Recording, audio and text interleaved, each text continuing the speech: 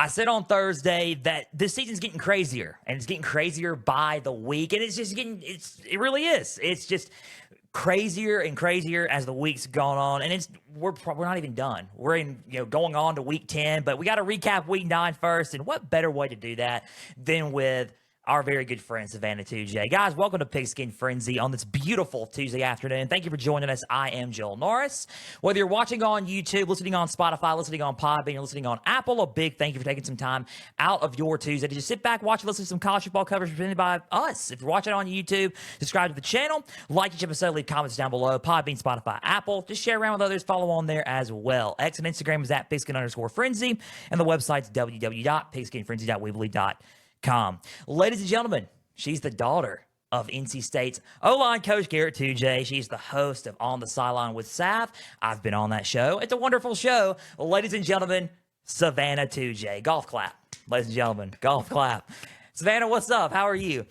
I am so good. Happy to be here. Always ready to talk about college football. You know the vibes. Super Absolutely. Good. We're pumped, and we're pumped for week 10, but we got to get through week 9 first. Let's talk about one game. This is a pigskin game as well, as we just dive deep in, right into zero in on it, right? Memphis and South Florida. I thought that was an interesting game. I picked South Florida to win that game. I got that one wrong, right? I mean, of course, why can't, Joel from Pigskin Frenzy have anything good right now? Final score was 34-31. To me, Memphis looked really resilient in this game. Like, they wouldn't stop. South Florida was just going, and they were scoring. But Memphis still had that fight, that dog in them, as we say. They were just fighting and just keeping on going, and then it turned into a lead. I feel like South Florida just took their foot off the gas pedal a little bit. Do you agree with that, or? Yeah, I think this was really South Florida's game to lose. I know it was at Memphis, but going into the half, they were destroying them. And Memphis scored, I believe, 17 unanswered points in the fourth quarter. You can't let that happen. Great college football teams don't blow leads in the fourth quarter like that, which leads me to talk about another team. Mississippi State keeps doing this as well. Like, you've got to get over it. It's so unfortunate, right? Like, you know how I feel about Mississippi State. But, my point is just that, great teams don't let those fourth quarters get to them like that. And kudos to Memphis, honestly. They were underdogs at home, I believe. And, wait, were they underdogs? They might not have been. Yeah. It was a South Florida 2.5, I think, was the spread. Okay, that's what I thought. I just want to make sure I wasn't crazy. They were underdogs at home, and they showed everybody why they deserved to be probably ranked in the top 25 and potentially one of the group of 5 playoff teams. Yeah, so absolutely. No credit to take away from them. I agree with you. I think that they just had that dog in them. They were losing into half. They obviously didn't take that for anything other than an opportunity to still win it. So absolutely. I mean, positive circle moment for us here. 321 passing yards. I mean, Brendan Lewis, a little bit banged up going into this game, but he fought and played really well. He threw the ball really well, made some good decisions as well. And just the fight in Memphis, that's a positive circle moment for us here at Pigskin Frenzy. The negatives to me, honestly, really wasn't a whole lot. But if you want to think about a negative, it's protecting Brendan Lewis. I think the offensive line needs to get a tad bit better. I wouldn't say full on, okay, it needs a total rebuild or anything like that, but just get a little bit better on the up front, I believe. And for South Florida, this game was really good for them. It was going all the possible right ways were going for them for South Florida. 12 for 18 on third down. They looked really good. I just feel like the only negative was they just took their foot off the gas pedal, and they just did not floor it when they needed to. Absolutely. And if you look at Byron Brown, he's an absolute dog. Just one touchdown, 269 yards, 26 for 43. He had 121 yards on the ground and 2 rushing touchdowns as a quarterback. I think South Florida could still get in. I really do. They just have to pray and win out because, here's the deal. They have to pray and win out. So they have to Tulane and Memphis are, pray and win out. Tulane and Memphis are playing each other in a couple of weeks. Yes. So one of those are going to lose. It would be better and beneficial for them if Memphis lost. But Yeah. I think if they just went out because they got to play Navy. Spoiler alert on that one at the end of the episode.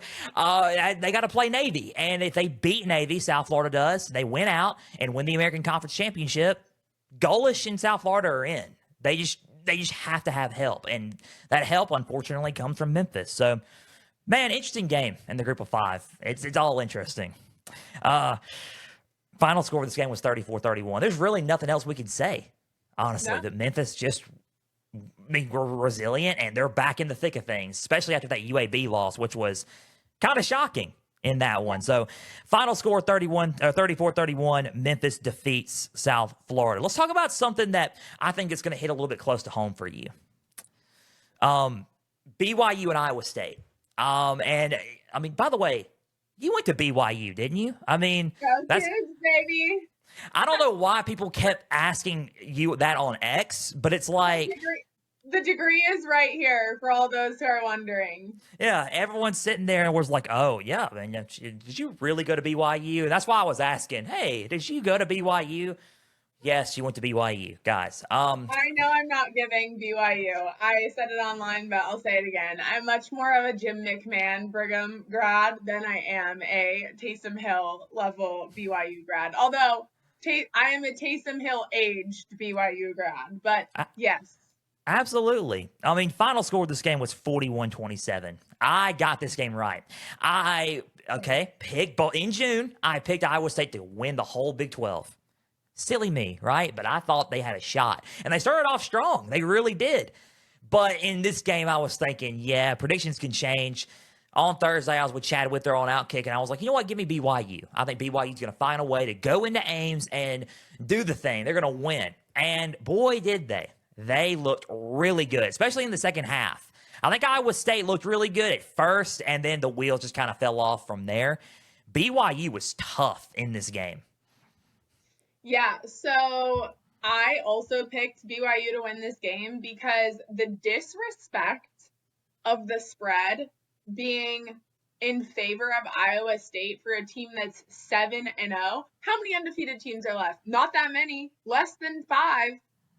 The disrespect was crazy. And look, I think Iowa State's a good football team, and I was worried about my pick going into halftime because it was tied at halftime. It was a close game at halftime. But I saw BYU play the week before. I do tend to watch BYU games because it is like I said, my alma mater. They're just a good football team this year. They're better at home, but that doesn't mean they're not a good football team away either. BYU fans travel. BYU fans are everywhere in the world, so they have a good crowd everywhere they go. And it just got away from Iowa State there in the fourth quarter. The fourth quarter, BYU had 10 unanswered points, and I believe in the third quarter too, Iowa State on their first drive had a field goal, and then 17 unanswered points by BYU. So the BYU defense really decided to show up in that second half. And the BYU offense really decided to show up also, I guess, in the true freshman quarterback, Bear Brockmeyer. Dude, Bear Bachmeier is an absolute dog, man. He is really good, and he's proven it. He's physical, he's tough, and so is the line of scrimmage. Both sides of the ball, D line and offensive line. I know you like the trenches. I know you love that. So you have to love what BYU's doing up front. They look really good up front. They're playing physical, and I think that's what's getting them ready for this gauntlet. They're really battle-tested, and they are really tough, and they proved it in this game. I think on paper, because if you look on paper, you're like, dude, Iowa State won this game. And on paper, they did, but the game is not played on paper, ladies and gentlemen. It's played on the field. And on the field, BYU in the second half won the game, and they won it in dominant fashion, in my opinion. Yeah. 5 for 11 on third down for Iowa State. I mean, that was good. They had 495 yards, 311 passing yards, 184 rushing yards, and 7.1 yards per play. All positives. That's great. But here's the one negative. That was a game killer for Iowa State. 4 turnovers, 3 picks, including a pick 6 and a fumble in the game. And BYU capitalized on all of it. Yeah. BYU just looks good. I think the battle is going to happen between Texas Tech and BYU. To me, that is a game day spot. If you want to be real, that should be a game day spot. I know they're going to Iowa. I know they're going to Utah this week, but BYU and Texas Tech, that's got to be like a game day type spot, don't you think? I'll say that it is, and then they'll go to a SEC school anyways, so no comment. But yeah, I said it the week before when Miami lost to Louisville for the same reason, 4 turnovers. And to be quite honest, it's the same reason that like the Saints lost to the Bucks last night. It's the same reason that anybody's going to lose any game ever. If you lose the turnover margin, you're going to lose football games. Yeah. And so you can't afford 1 turnover, let alone 4. It's almost like penalties as well. Like if you have zero turnovers, but you have so many penalties, that's gonna add up eventually.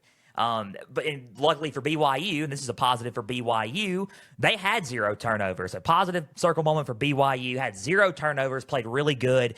I think they looked good on the ground when they ran the ball. They looked really good with Bear Bachmeier running the football as well. Offensive line and defensive line looked very physical and tough. I will say the only negative that I can take away from BYU is the penalties. They got to be better disciplined, and especially in games that they're coming up with. I mean, TCU, they have to play Texas Tech.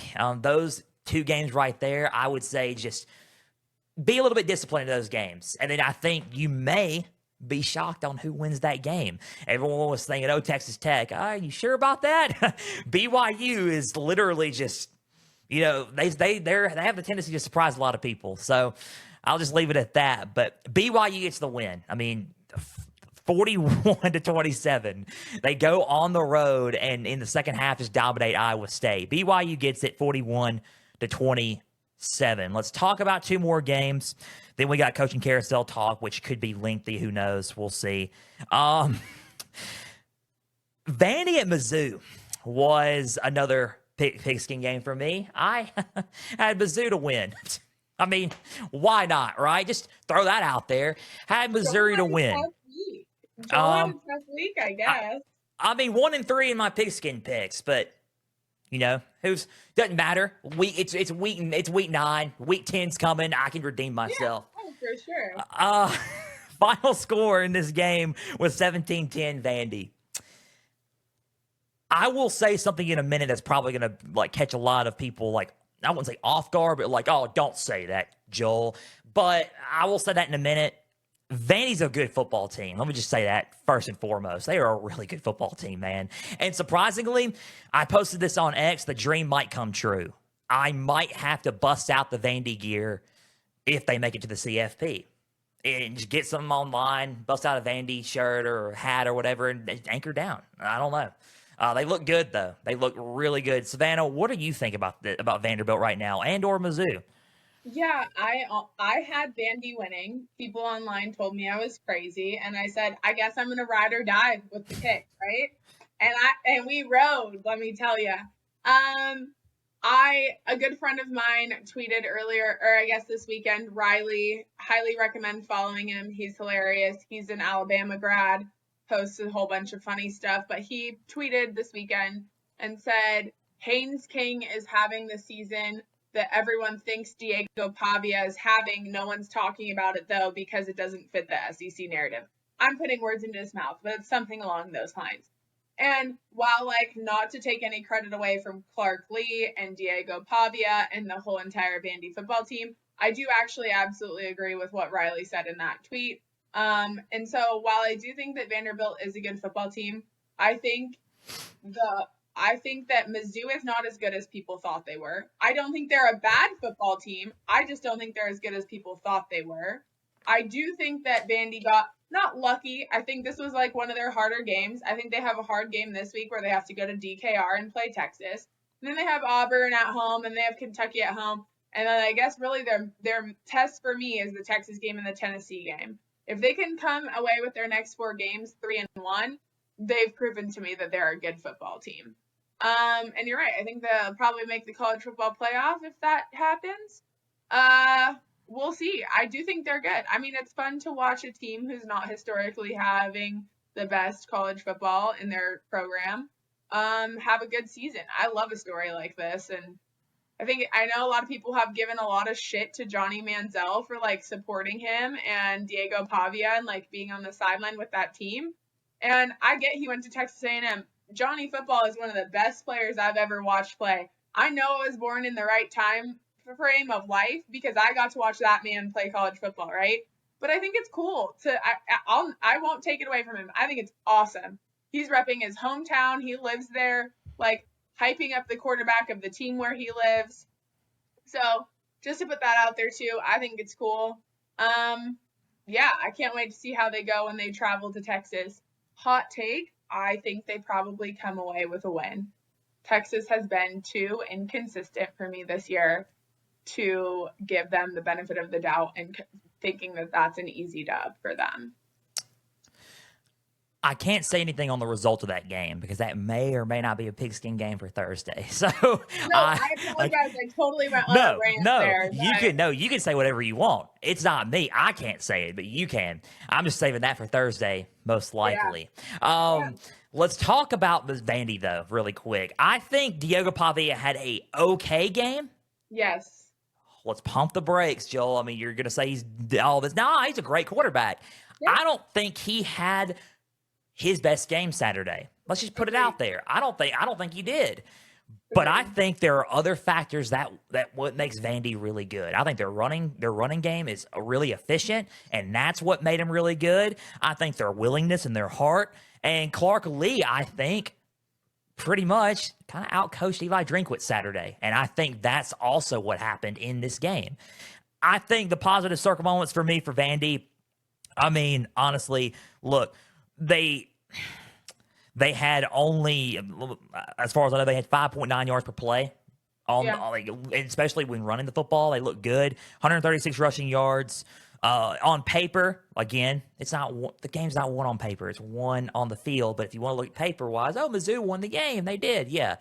But I think Vandy, their toughness, their physicality, and Clark Lee out coaching Eli Drinkwitz. I think that's the positives for Vandy. I think 3 for 10. They got to get better a little bit on third down, just a tiny bit, especially going into Saturday because they have to go into a hostile environment Saturday. So I think to clean that up a little bit, clean up the penalties. 8 penalties for 83 yards. I think that needs to be, kind of slim that down a little bit. And then other than that, really, what else can you say wrong about Vanderbilt? They look good. They really do, defensively as well. And now we talk about Missouri. Here is the thing in the statement that I was going to say that's going to probably maybe tick a lot of people off. The game probably could have been a different outcome if Bo Pribula didn't go down. Thoughts and prayers are with Bo Pribula, by the way. I know he got hurt. We're praying for him. We hope he makes a speedy recovery. But look, I think the game could have been a little bit different. I really do. I think it could have been much more of a, 24-17 type game for Mizzou if he wouldn't have gotten hurt. I think that changed the whole game. And that's nothing against, you're telling me an injury. It's not about that. I just think it's the importance of one player that changed the whole game. And I think that's what happened with Mizzou. Yeah. No, I completely agree. And when I said they're not as good of a football team as I think people think they are, it has to do with the fact that, like you said, hope and prayers and thoughts and prayers that he'll get better. But until then, yeah, I think it's very hard to replace leaders like that on the field. Absolutely. And the positives for them, I mean, they ran the ball really well. They had really good third down efficiency. They were rocking and rolling up until that. And then I think the wheels fell off because, you're starting a true freshman in a kind of a more of a rowdy Nashville environment that I'm not really used to this yet. But he made some good throws, which is surprising. He made some good decisions, had a touchdown pass to their tight end. I think it was Jude James, if I'm not mistaken. And they just looked good. They looked really good. I mean, in certain aspects, it's just they couldn't get some of that momentum back. I think that injury kind of sucked the momentum out of Mizzou a little bit. They look good running the ball, and I'm still high on Missouri. I'm not going to sit here and say they're playoff a team right now. I don't think that right now. After this, after the injury and everything, I'm not saying that, but I think they are a team where they could sneak up on you, especially if you're playing them in Columbia. 100%. Um, 1000% agreed. And Ahmad Hardy's just amazing. I mean, he's such a good running back. I said that before the season started, though. I knew Ahmad Hardy was going to be really good. But Vandy gets the win. I mean, that's all you got to say. 17-10, final score. Doesn't matter what I think. Doesn't matter. Shoulda, woulda, coulda. Vandy won. 17-10 was the final score. And Vanderbilt got a game Saturday, but if they win, those CFP talks are going to be they're going to be blaring. That's all I got to say. Mizzou got to go back to the drawing board, but I think Mizzou has a bye week. If I'm not, yeah, they have a bye week, and they got to get ready for Texas A&M next Saturday. So that's going to be a very interesting game there. And we'll talk about that here in a little bit. At least it's home. And they have a bye, so hopefully Bo, how do you pronounce his last name? Bo Pribula, yeah. Pribula is not injured enough that it takes him out of that game. Hopefully this bye week does them well and that he gets healthy during it. Yeah, because I was hearing some stuff that he may not fully be out for the season. It may just be like not as bad as people thought it was, but hopefully that's a prayer. Let's see. I hope he makes a speedy recovery and plays, because if Bo Pribula does end up playing, or if it does happen, that's a whole different animal right there. Like, okay, like that could be a little bit of a closer game than people think it could be. So we'll see. A&M, I'm leaning towards them, obviously. A&M just looks really good right now, but you never know. You never know. Ole Miss at Oklahoma, last but not least, on the Week 9 recaps. Another game I got wrong. The only game I got right was BYU and Iowa State. Wait, I picked OU. You really got the Ole Miss one wrong. I had a great week. Too bad I wasn't on last week. Dang. I picked OU to win this game, and I thought the defense was going to do a little bit of damage. No. What's wrong with me? Final score of this game was 34-26 Ole Miss. They looked great on offense. It's just another one of those, okay, Lane Kiffin and Charlie White Jr. just here's your words. Let me just shove this back in your face, and you can just, have at it, right? So they're a shoe-in. That's all you got to say. They're going to be in the playoff. Like, I don't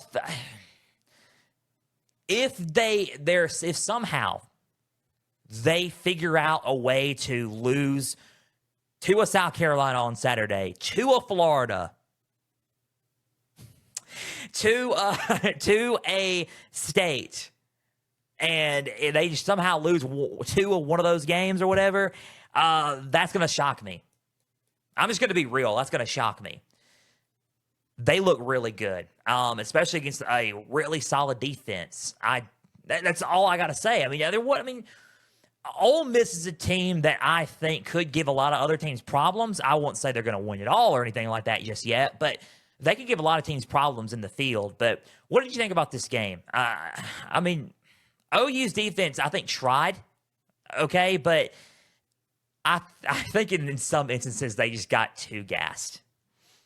Yeah, so first, credit to Trinidad Chambliss and Lane Kiffin. I've said it a million times. I'll say it a million more times. Like, he is the wizard of an offensive playbook. It's truly incredible. It really is. This was a must-win for Lane Kiffin. You blow a game in Athens the week before, you have to win this one. And good, like he did. He won the one he had to win. Absolutely. We know history could repeat itself. We know last year they lost to Florida. I would say their other game with South Carolina is a trap game in the same way that Florida was a trap game for them last year. Luckily, South Carolina is at home. And do not count out the Mississippi State Dogs, okay? It's there. They end the season, rivalry week, Egg Bowl, always crazy. I think it could get crazy. I do think that if they win out, then they have a shoe-in to the playoffs for sure. This game was fun to watch. Like I said, it's fun to watch Lane Kiffin call an offense. Obviously, things have been going far better ever since they made the change at quarterback. Chambliss threw for 315 yards. Xavier Robinson ran for over 100. Just an overall, rounded out, damn good offensive day. You'll love to see it. Yeah, I mean, Yeah. and I said it back in, a month ago when you were on the show after the LSU game. I said that Chambliss has just transformed this offense, like literally. Like, and you can see it when Austin Simmons came in and threw those on the goal line. Kiffin was like getting Chambliss back in there because it was all right. Like right now he's just their guy. Like, and that's just. And I said that a month and a half ago. He's just their guy. He's motivated. He lights a spark in that offense. He throws the ball well. He runs well. He makes good decisions. It's just his team right now, and there's nothing else you can say. It's his team.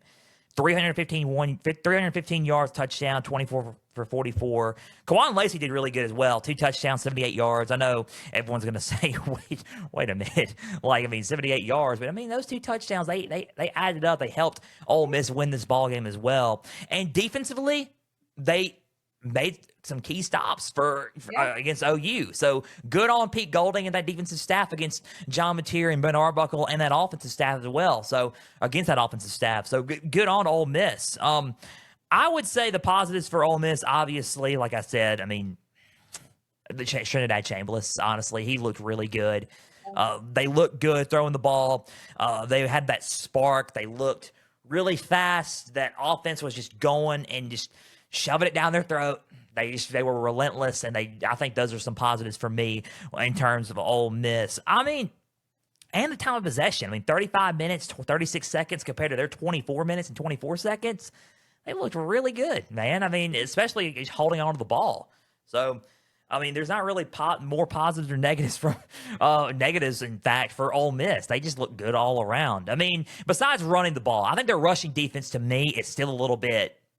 That needs to be, checked out a little bit. But other than that, Ole Miss is a really good team right now. Absolutely, couldn't agree more. And then OU, well, positives, yes. You had good running going. You had a good running game going. But I think the play calling was what really hurt them in this game. Honestly, I think if they would have called a little bit more better dynamic plays in this game, I think the game would have been. I wouldn't say they would have won at all. Yeah. Who knows? You can't sit there and say, "Oh, they would have won." I'm not that guy. I'm just gonna sit and say that it could have been a little bit better for them if they would have ran the ball even more. 136 yards, yes, but I think if they would have called better plays and then kept running it when that rushing defense was on its heels during those touchdowns, during that explosive run touchdown by Robinson, I think if they would have kept running it, who knows? Who knows what could have happened? But yet again, Ole Miss got the win, so it should have, would have, could have. But 8 penalties for 52 yards. Got to clean that up. Going in for next week against Tennessee, I think that's just that's a must. That Tennessee game is going to be telling. That's a Pigskin game as well. Spoiler alert. Can't say anything much on that until Thursday, but that's going to be telling for them Saturday. Absolutely. Completely agree. Especially on their offensive side of the ball. I think defensively, yes, they can be all right, but offensively, can they get it going with Tennessee? That's a question right there, and it's starting to worry me a little bit about OU. So we'll see. We'll figure it out. Ben Arbuckle, super young offensive coordinator, kind of a learning year for him. Big shoes to have to fill for it to be your learning year.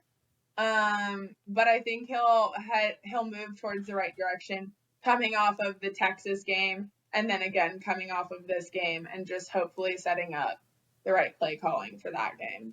Absolutely. We'll see coming up on Saturday. Final score of this game was 34-26. Ole Miss looks really good.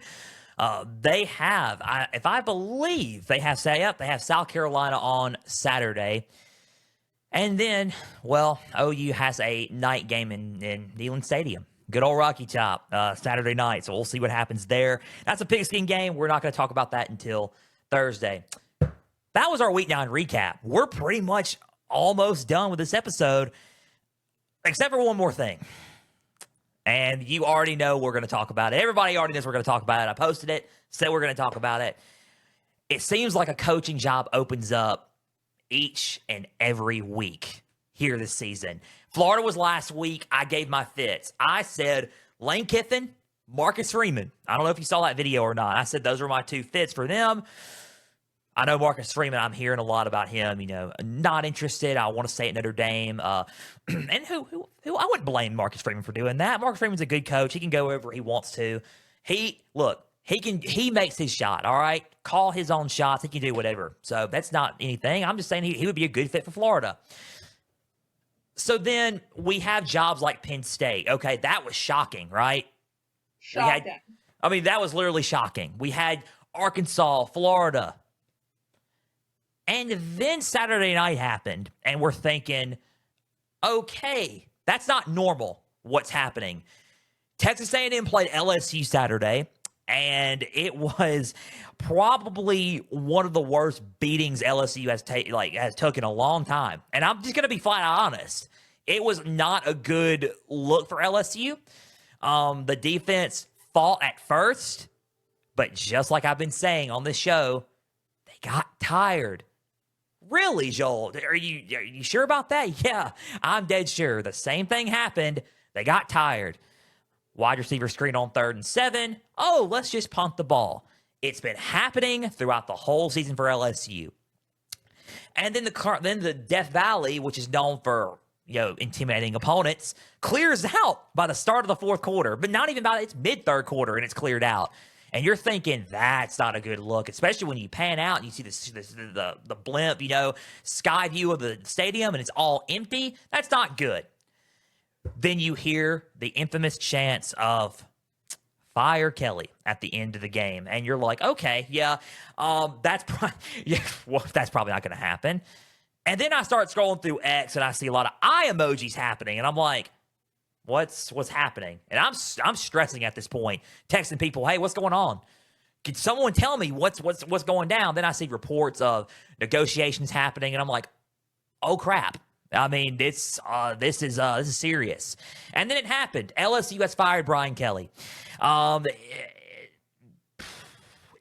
thought that there was going to be an OC change, and a lot of people were going to sit there and think, are you seriously shocked about this? In a way, yes. I thought the change was going to be with Joe Salone out. But Joe Salone is out, by the way. I'm just going to sit there. That came out yesterday. He's out as OC. Yes. Frank Wilson, the associate head coach, is interim at LSU. But Brian Kelly is the guy that is out as LSU's head coach. But very interesting times. Huge buyout. Probably one of the largest I've seen. Obviously the largest we've seen since Jimbo Fisher, but I guess in recent memory, besides Jimbo Fisher, that's the largest we've seen, I guess. So what are your thoughts on that before we talk about candidates and who's a fit and all the stuff that everybody else is talking about on other shows? Yeah, a couple things. One, always the disclaimer, I'm never hoping for coaches to get fired. Absolutely. Obviously, I want it to work out for all of them everywhere that they go.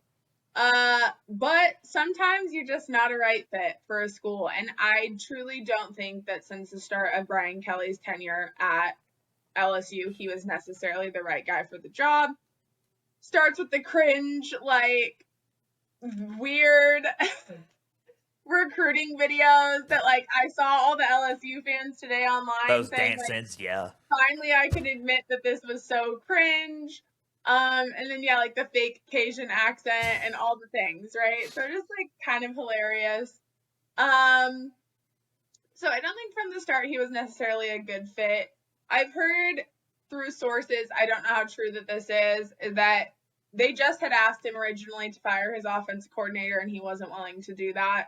And for those people that are like, wow, that's crazy, he lost his job over that. Yes, that's not crazy. College football coaches ride or die for their staffs. Those are people that they handpicked and hand-selected to run programs with them. They're people that they trust. They're people that they're willing to spend 90-hour weeks with over their family. It doesn't surprise me at all that would be something that it turned into. His buyout is huge, and LSU did just finish paying Ed Ogeron, so they went from one to the next. Everyone's like, I don't feel bad for him. He gets $53 million. Yeah, nobody feels bad for him, right? But especially because he knew he'd get fired at some point. Who you should feel bad for is all the assistant coaches who don't have $53 million buyouts and now have to find jobs, as I'm sure that they will, right? But still, like, they don't have that. Kind of just crazy. I think it happened later in the season than I honestly thought it would. Especially these days, just with the portal, you want your coach figured out before the portal opens. Um, I don't know. The new landscape of college football, I think we're all learning it together. So it'll be interesting to see how this first wave of firing coaches and hiring new ones goes with the way that the transfer portal is. Obviously, the SEC didn't fire any coaches last year, and I think they were seeing how it played out this year for that exact reason. I do think that it would be so hilarious. I believe in the football gods and that they have a sense of humor. So I do think that it would be hilarious if they called Marcus Freeman and just went back to Notre Dame for their next coach. I don't think that Marcus Freeman would answer the call. I don't think that that's the job for him. I think he's happy and in a good spot. I don't think it's the job for Lane Kiffin either. I think Lane Kiffin takes the Florida job over the LSU job. We all know Lane Kiffin's waiting for the Alabama job to open up anyways. So I don't see him moving for that. Kind of just to open it up on all of it, I think that Brian Kelly finds a job. I think he's a good football coach. I just don't think he's the man for the job at LSU. Maybe he's the man for the job being a defense or offensive analyst, whatever, for a year or two, and then getting back into it. I'm very curious to see what Shane Beamer does. I think that there's no world. I think that there is like really no world where Shane Beamer doesn't take the Virginia Tech job. And who's to say he doesn't take a coach like Brian Kelly with him there? That's actually a very unique take right there, huh? That's unique. I like the take there. You've already heard me say it. Everybody has heard me say it. If LSU doesn't make the playoffs under Brian Kelly this season, Terrible. they are not ever going to make the playoffs under Brian Kelly. And I've said it time and time again. They're not going to make the playoffs.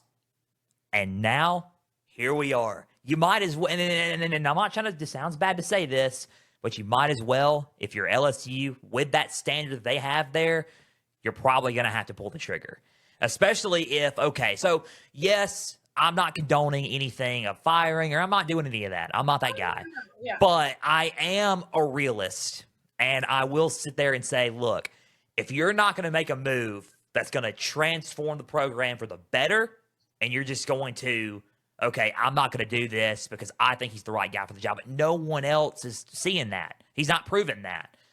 And, oh, no, well, I'm going to do this. Okay, well, they have the option, to pull the trigger on that, right? So, Brian Kelly's gone. I think, yes, he will find another job. My honest thoughts on the whole situation is I do believe that I thought it was probably going to end up happening at some point only because of the way he handled the job at LSU. I don't think he handled the job well. And the sentiment is just like what Josh Pate said on his show the other night. Shout out to him again. He said that he just kind of had a little bit of the L. He didn't represent the L on the LSU, and he really didn't. Let's be frank. He really didn't. He represented himself in a lot more ways, and he did not really take the job serious enough. Let me put it that way. And I don't believe he did. I mean, the only time I think you would argue that is the roster he used and spent the money on the roster this year. Okay, so I believe that. And more on that too, like, sorry to cut you off. No. It's so interesting to see because the two best transfer portal classes were LSU #1 and Texas Tech #2. Yeah. And we know they paid for these rosters. That's not the point here, right? The point is the difference in the trending those programs and where they're trending after getting those rosters. And that's really all you have to say about Brian Kelly. It doesn't matter who you can get. If you can't make them work cohesively as a team, And if you can't make them want to play for the man standing next to them and develop the talent that they already have. Yeah. They're not being developed, and they're not. Yeah. They're not being developed, and Yeah. the confidence after watching. I said this again with Vanderbilt. I said this. The confidence from all those players were just their heads were low. They're Yeah. down. They're not. He's killing the mood. He's killing their confidence. No one's gonna want to play for that. No one. And that's biggest best. I'm keeping it $1.50. Who would? You have to be a player developing coach and a coach that motivates people and brings people up. Yes, get on to them if they're not doing their assignment. I understand that, but don't berate them. Encourage them to do better. Brian Kelly wasn't doing that at LSU. He wasn't. The only thing, and now we're going to go on to the fit really quick before we wrap up. I think the only thing about LSU, what's tough about the job is, yes, the expectations, sure. I mean, there's a standard there, of course. I think the athletic department right now and the toxic environment there right now is kind of thinking to myself, like, okay, what? Like, who wants to walk into this? Who is brave enough to A, take the challenge, and B, walk into that? So that's my honest thoughts too. I mean, yeah, I think I've heard some rumblings of the athletic department there being interesting. I do know though that at the baseline of every college football coach is this innate desire to compete. So I think that there is a coach who that is the job for. I just think it's going to be an uphill battle. Because like you said, if it couldn't happen this year, when is it going to happen? Yeah. I mean, I think this is bad to say this. I think that was more directed at Brian Kelly more than LSU. I think LSU could do it. I just think that if they couldn't do it under Brian Kelly this season, they weren't going to do it at all under him because of the way, just because of the way how everything was. And he had a roster and he's undercoaching that roster. I honestly thought after the Vanderbilt game, and let's be real, he was throwing the. If you're listening to me on audio, I'm holding the two fingers up. He was throwing the deuces. I think in his mind, at least, he was checked out. So we'll see. But he's gone. He's no longer the coach there. Really quick before we wrap up, who do you think is a fit there? I'll tell you mine. I know you already said no about this. I think location-wise, Gainesville's a better location. I think Lane would take LSU over Florida. I think football-wise, Lane is a fit at LSU. And I know a lot of people are going to sit there and say, oh, you said last week the snarky and the cockiness was for Florida. Yeah, it does fit Florida. But it fits LSU. And who knew the LSU job was going to open up? So that's a whole other dynamic now. So I think Lane is a fit. Yes, I think Marcus Freeman's a fit. An unrealistic name, and everyone's going to, it's not even a question. That's not going to happen. But the unrealistic name that everyone probably wants is a Dan Lanning from Oregon. That's not going to happen. And it won't. But it could be a realistic possibility. Who knows? I mean, or unrealistic possibility in the dream world, but I don't think he'll leave. John Summerall's a name that I think as well. I mean, I don't know what your thoughts are on that, but I think John Summerall's a name for me. I like him at Tulane. I don't know if he will take the job at LSU, but I'm a John Summerall guy, so why not? I believe that if the Auburn job does open up at some point, he could probably take that. But I think that John Summerall, it would be a good fit, at least for LSU. Maybe. All right. So I don't disagree with you in the fact that I really think that Lane Kiffin is a good fit for LSU. I just don't think that that's a job for him in the sense that, like, I just don't think he takes it. I don't think that's the job that he necessarily is looking for. We know at the end of the day he wants the Alabama job.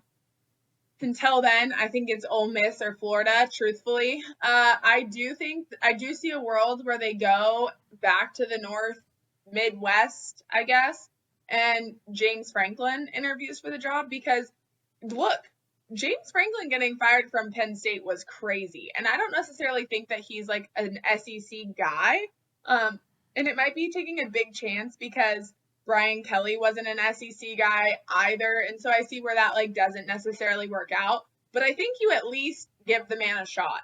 And I don't disagree with you on the Dan Lanning thing either. Everyone knows he was offered that Alabama job, or at least was somewhere in the mix with it, and then didn't end up taking it.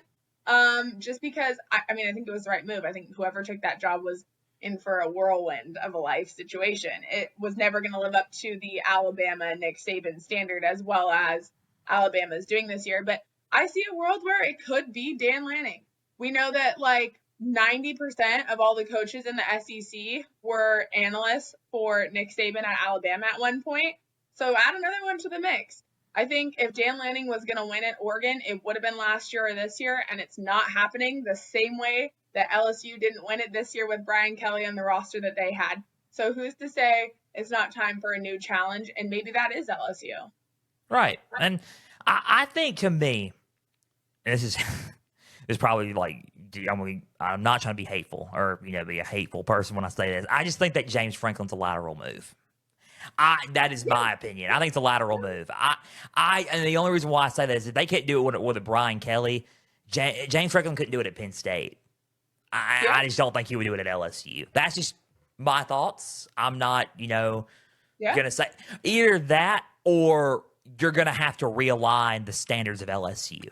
And I don't think LSU's willing to do that. I just don't think LSU's willing to lower the standards a little bit. Okay, if you're fine with a 9-win season every year, I think that's the standard.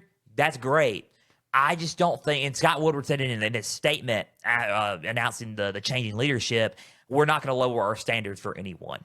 And I was like, okay, well. Do you think that there's a world where LSU really sold it all for their 2019 national championship with Ed Orgeron and Joe Burrow, and that was the best it's ever going to be, and that they won't get back to that? Or do you think that that's possible for them? I don't know. That's a good question. I don't know. I just think they have the opportunity to be great again and have the opportunity to compete. Yeah. It's just because they had the talent this year. It's just the coaching. Yeah. And this is why Scott Woodward, and this is not me saying anything bad, but because he already knows this, this is why Scott Woodward put them in such a pickle with this. And that's the funniest word I could use for it, but it's true. He put them in a pickle with this because it's like, okay, Jimbo thing at A&M didn't work out. Now this is not working out here. And it's like, dude, what are you doing? You know what I mean? Like, what's happening here? Because now you did do great with the baseball program. You did great with the women's basketball program. Gymnastics is going good. But right here, man, this is like, all right, this is where we're headed right now. This hire needs to be really good. It needs to be a home run. Yeah. And I think the way they are going for it, I think they, in my opinion, in my thoughts, I don't think they would have fired Brian Kelly if they wouldn't have had somebody in their head. I'm sure that they have someone in their head. Are we sure that someone's willing to take this job? That's also the truth. Because coaches that aren't already fired are locked in on their seasons that they're coaching right now. Yeah. So it's really, it's tough. And the thing is, the pros and cons of the LSU job, to me, it's the number one job in college football right now, football-wise. It's pure football-wise. Standards are there. The Tiger Stadium, Death Valley. I know it kind of got a little, are you sure about that after the Texas A&M game? Everybody can question that. That's y'all's rightful opinion. It's still there. The standard, all that stuff, is still there. I think it's the number one job just football-wise. Now, if you're going to sit there and say, okay, location, though, Baton Rouge, Florida, Gainesville, Florida, it's pretty in Florida, palm trees, yeah, okay. Then if location-wise, that's fine.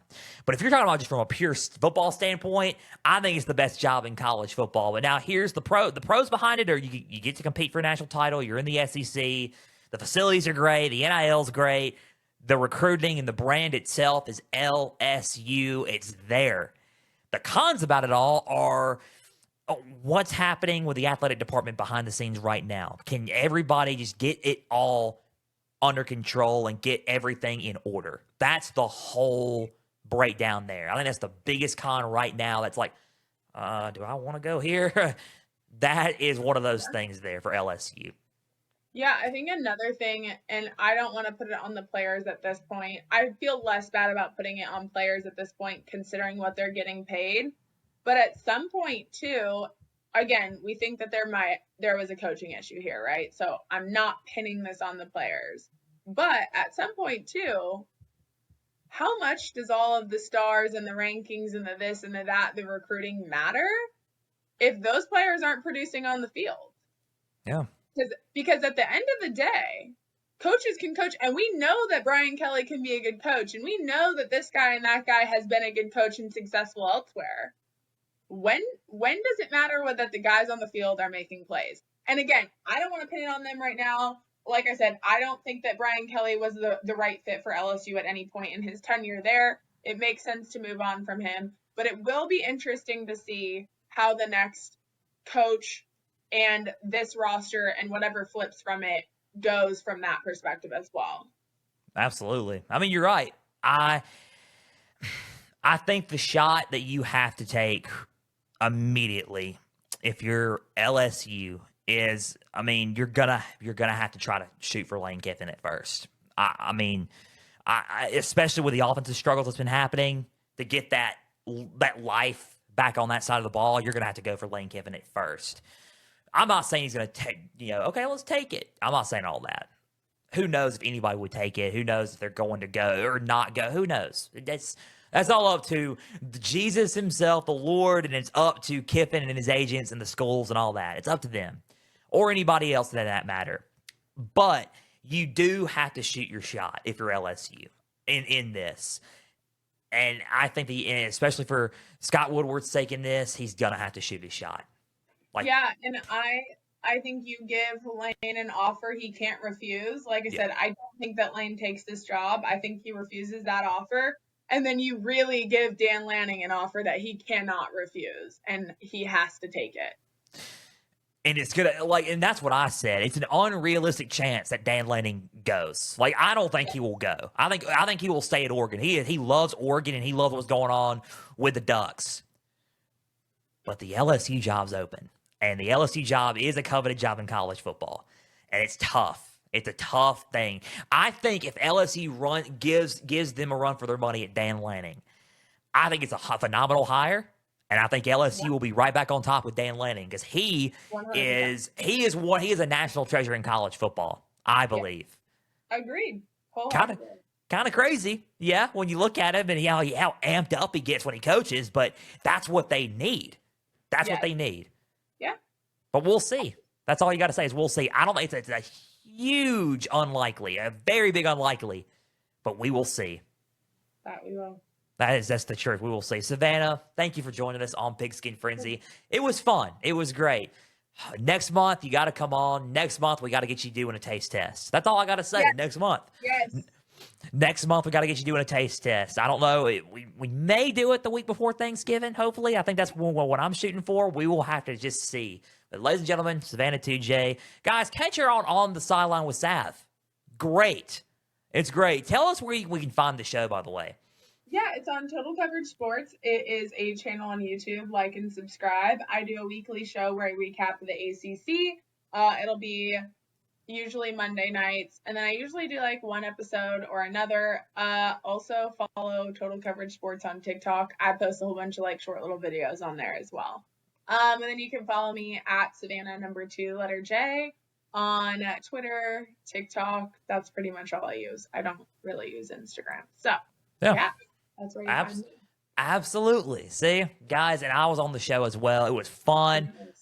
It was awesome. Guys, tune in to On The Sideline. Hey, I will go with some good ACC takes. I will probably go off next time, especially if like Georgia Tech wins it all or something on the ACC championship. But that's a strong possibility. Georgia Tech looks really good. But guys, we're out of time. A big thank you for taking some time out of your Tuesday afternoon to just sit back and watch some college football coverage presented by us. If you're watching on YouTube, subscribe to the channel, like each episode, leave comments down below, Spotify, Podbean, and Apple. Just share around with others and follow on there as well. X and Instagram is at Pigskin_Frenzy. Follow, like the pages there. You're also going to get college football takes from me as well. The website's www.pigskinfrenzy.weebly.com. Guys, we're at 5,500 listeners. We're going to keep on climbing with this show.